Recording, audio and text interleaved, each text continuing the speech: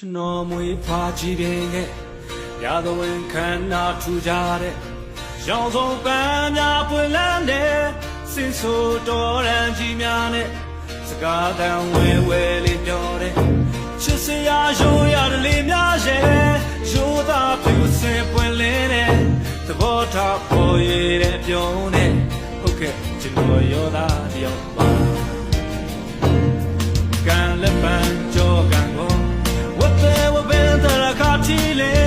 ကြောက်သူရောမြို့ကန်ကြီးနဲ့စောမြို့မင်းလဲကြီးကလေးရဲ့ဒီကုန်းလောင်းရှိစီမီလေ